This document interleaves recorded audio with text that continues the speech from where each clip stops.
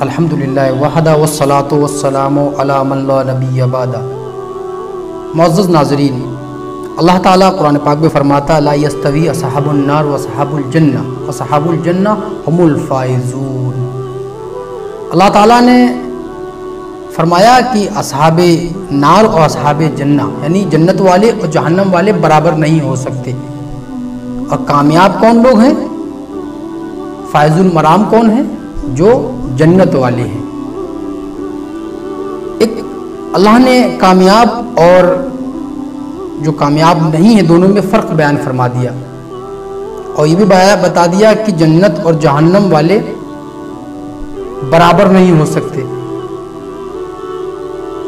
تو آج ہم اس آیہ کریمہ کی روشنی میں اپنی زندگی کو دیکھیں، اپنے آپ کو دیکھیں، اپنے سماج و معاشرے کو دیکھیں، معاشرتی نظام کو دیکھیں، صبح و شام کو دیکھیں، عزیز و احباب رفقا اپنے ساتھ چلنے پھرنے کھانے والوں کو دیکھیں۔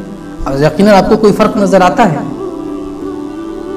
ہم کیا کر رہے ہیں، ہم کس انداز میں زندگی گزار رہے ہیں، ہمارے چلنے کا ڈھنگ و آہنگ، ہمارے کھانے پینے کے طور و اطوار، ہمارا اٹھنے بیٹھنے کا سلیقہ اور طریقہ، ہمارے پاس دین کے معاملات میں مسلمات میں سے معتبرات میں سے کیا بچا ہے؟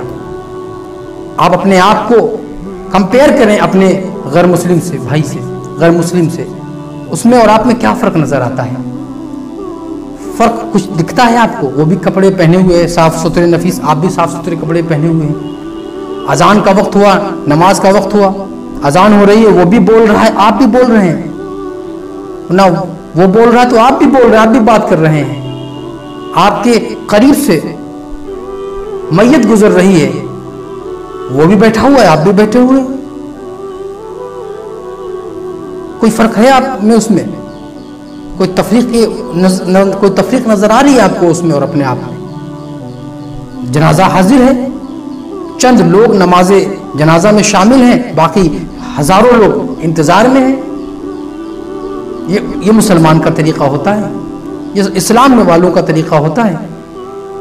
کہاں پہنچ گئے ہم لوگ؟ کس کفر و دلالت کے گڑھے میں جا کر ہم لوگ گر گئے ہیں؟ شرم آتی ہے ہم کو تو۔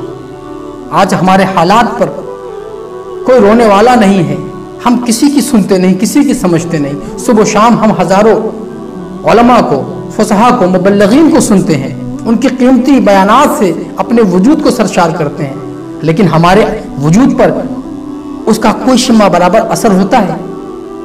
دل پہ ہاتھ رکھ کے آپ بتائیں، نہیں ہوتا۔ اس کی وجہ کیا ہے؟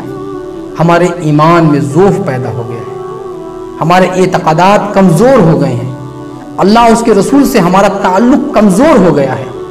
جب یہ معاملات پیدا ہو جاتے ہیں تو پھر اب آپ کو نماز کی بھی فکر نہیں ہے، آپ کو میت کی بھی فکر نہیں ہے، آپ کو اذان کی بھی فکر نہیں ہے، آپ کو دین کی کسی معاملات و مسلمات کی فکر نہیں ہے۔ آپ بنام مسلم ہیں، وہ مسلمان نہیں ہے جو مسلمان 1400 سال پہلے تھے، جن کے سینے میں درد تھا اسلام و مسلم کا، جن کے دماغ میں اللہ اس کے رسول کے سوا کوئی بات گردش نہیں کرتی تھی، جو اپنی تاریخ کو نہیں پڑھتے، اپنی تاریخ کو نہیں سمجھتے، اپنی تاریخ سے سبق نہیں لیتے، وہ کس طرح کے مسلمان ہیں؟ ہمارے تاریخ میں تو اتنے جاباز اور اتنے عظیم المرتبت شخصیات موجود ہیں جن کی زندگی کا کچھ ہی حصہ اگر ہم مطالعہ کر لیں تو ہماری زندگی ایک صحیح راستے پر آ جائے گی انشاءاللہ تعالی، صحیح روش پر ہم چلنے لگیں گے۔ اللہ کے نبی صلی اللہ علیہ وسلم کے مقدس متبرک صحابہ جن کی زندگی کا ایک ایک لمحہ، ایک ایک ساتھ ہم کو دین کی طرف بلا رہی، دین کی طرف دعوت دے رہی ہے۔ کبھی کبھی ہم ان کی زندگی سے کبھی انسپائر ہوئے، کبھی ان کی زندگی سے ہم متاثر ہوئے؟ اگر متاثر ہوتے تو یقیناً پھر ہماری روش میں تبدیلی آتی، ہمارے چال اور چلن میں تبدیلی آتی، ہماری گفتار اور کردار میں تبدیلی آتی۔ ہم کہنے کو تو فالوور ہیں صحابہ کے، ہر جماعت کہتی ہے کہ ہم صحابہ کے فالوور ہیں، ہم صحابہ سے محبت کرتے ہیں، ہم صحابہ کی زندگی سے انسپائر ہیں، ان سے اعتقاد رکھتے ہیں، ان کے زندگی کے چال و چلن کو ہم اپنائے ہوئے ہیں۔ لیکن آپ اپنی عملی زندگی میں، پریکٹیکل لائف میں دیکھیں آپ نے کتنا سب کو اپنایا ہے، کتنی لوگ صحابہ سے محبت کی ہے۔